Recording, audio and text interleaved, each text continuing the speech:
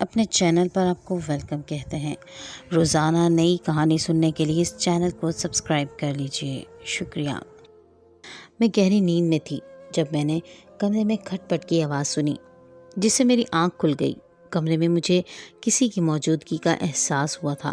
میں نے ارد گرد نظر دوڑائی تو الماری کے پاس مجھے ایک ہیولا نظر آیا۔ وہ کوئی آدمی تھا اور ایک ہاتھ میں چھوٹی سی ٹارچ لیے وہ الماری کی تلاشی لے رہا تھا۔ یقیناً وہ کوئی ڈاکو تھا۔ سوچ سے میرے جسم میں سرد سی لہر دوڑ گئی۔ خوف سے میری آنکھیں پھٹی کی پھٹی رہ گئیں۔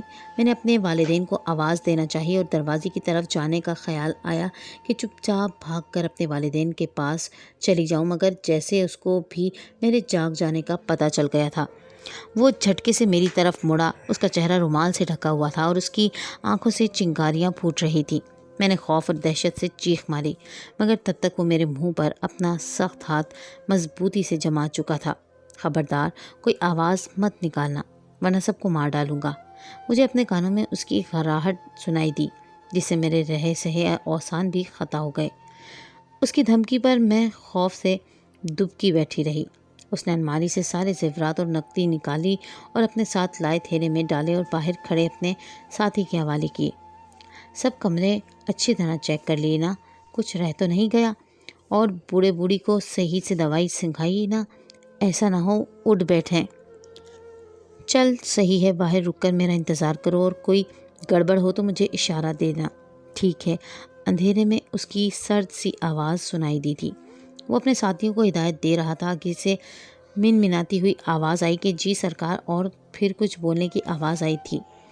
جب وہ کمرے کے دروازے کی طرف بڑھا تھا تو میری سانسیں تھوڑی بحال ہوئی تھیں کہ بس اب بلا ٹلی، لیکن میری سانس تب اٹکی جب وہ باہر جانے کے بجائے دروازے سے واپس میری طرف پلٹا، اور اس کا یہ پلٹنا مجھے زندگی بھر نہیں بھولا تھا۔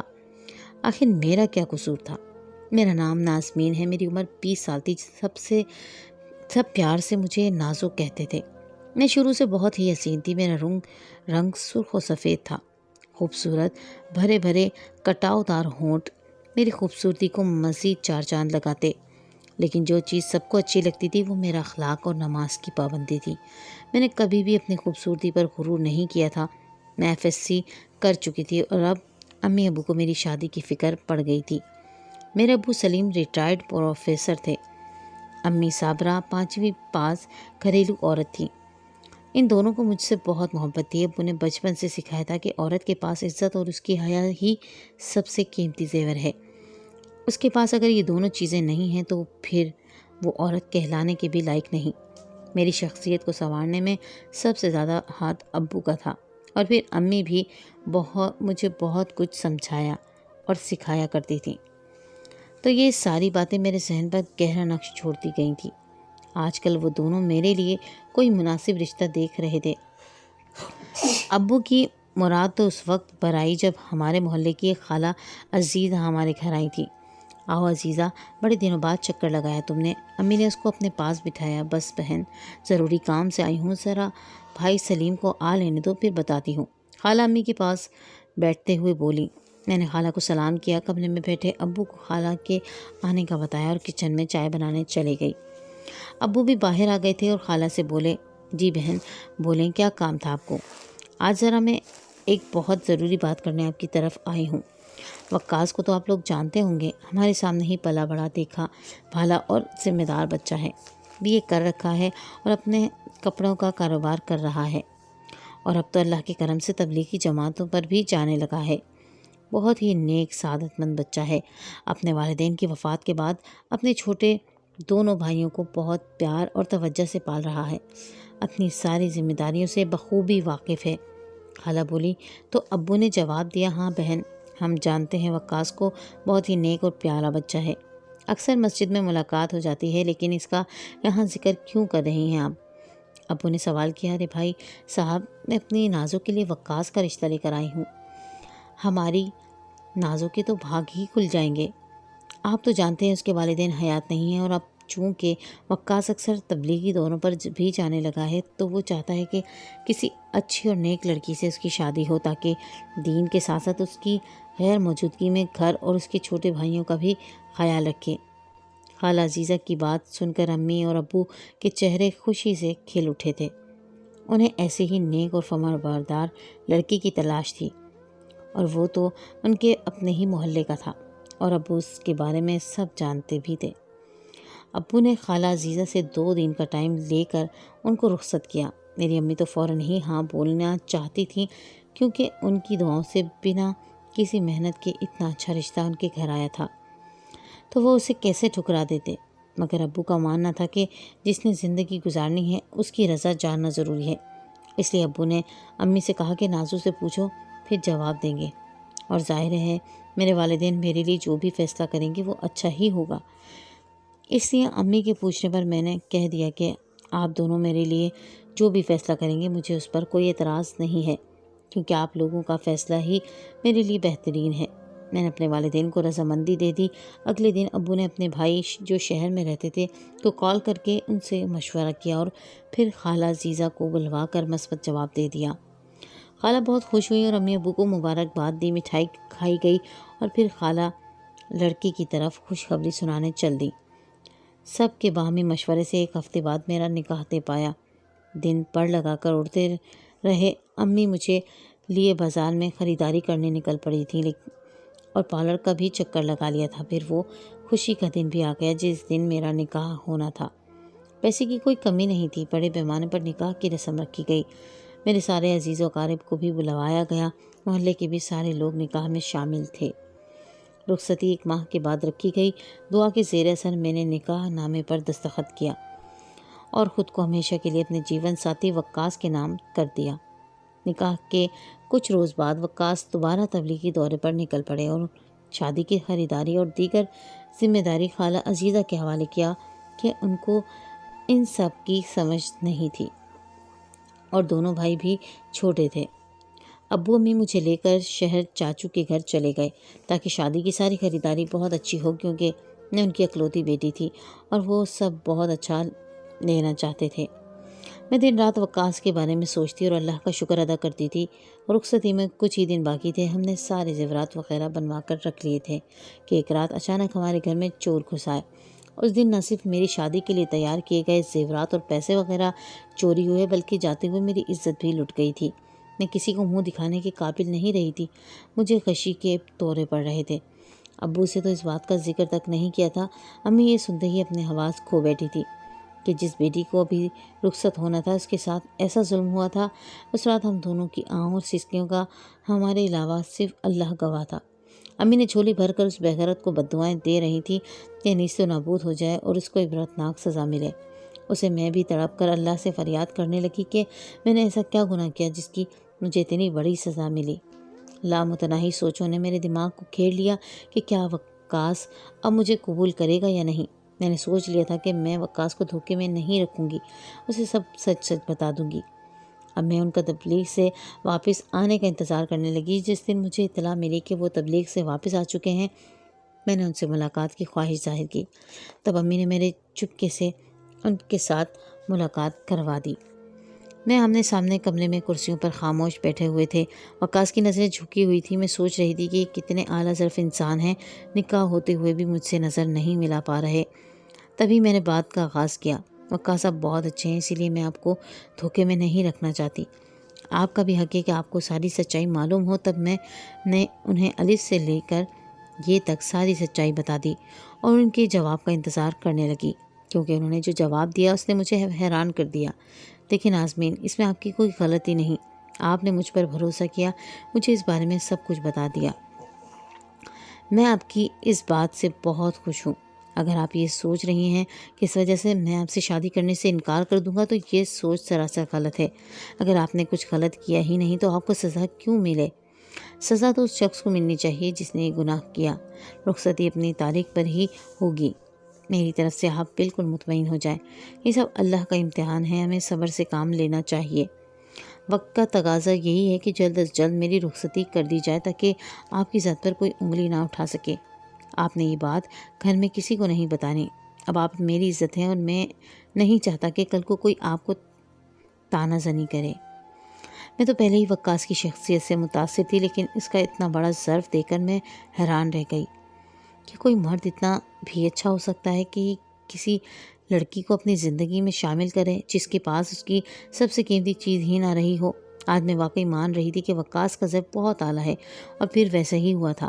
اپنے وقت پر ہی میری رخصتی کر دی گئی۔ میرا اور میری امی کا بہت برا حال تھا، جبکہ ابو اس بات سے بے خبر مجھے خوشیوں کی دعائیں دے رہے تھے۔ شادی کے بعد وقاص کے سمجھانے پر میرے ذہن سے وہ تمام برے خیالات نکل چکے تھے۔ اب میرے دل میں بس ان کے لیے عزت تھی، اور بے پناہ عزت۔ ان کی کہی ہوئی بات پر میرے لیے پتھر پر لکیر ثابت ہوئی۔ ہماری شادی کو 10 ہی دن ہوئے تھے جب دوبارہ سے وہ تبلیغ پر چلے گئے۔ میں خوشی خوشی گھر کے کام کرتی رہتی اور کوشش کرتی کہ میری وجہ وقاص کے بھائیوں کو کوئی پریشانی نہ ہو۔ میں بنا کہے ان کے کام کرتی، لیکن ایک بات جو اکثر مجھے کھٹکتی وہ میرے بڑے دیور حسن کا میری طرف دیکھنا تھا۔ پتہ نہیں چاہ کر بھی میں اس سے گھل مل نہیں پا رہی تھی۔ اکثر وہ ایسی حرکتیں کرتا کہ میں مشکوک ہو جاتی۔ اب میں اس سے ذرا دور دور رہنے لگی، لیکن وہ باز نہیں آتا۔ مجھے عجیب و غریب اشاروں میں کچھ بتانے کی کوشش کرتا۔ پہلے تو میں شادی سے پہلے والے واقعات سے بھری ہوئی تھی، اس کی حرکتوں کو لے کر اور پریشان ہو گئی۔ لیکن وہ ایک دن میرے کمرے میں آیا، کہنے لگا، بھابھی مجھے آپ سے کچھ کہنا ہے، آپ کو بہت بڑی حقیقت سے آگاہ کرنا ہے، کیونکہ یہ میرا فرض ہے۔ آپ بھائی کو جیسے سمجھتی ہیں وہ بالکل ویسا نہیں ہے، بہت برا انسان ہے میری بات کا یقین کرو۔ میں آپ کو پہلے بھی بتانے کی کوشش کر چکا ہوں، لیکن آپ کو سمجھ نہیں آ رہی تھی، اسی لیے خود آپ کو یہ سب بتانے پر مجبور ہو گیا۔ جتنی جلدی ہو سکے یہاں سے چلی جائیں، اپنی زندگی خراب نہ کریں۔ اس کی بات سنتے ہی میرا دماغ معاف ہو گیا۔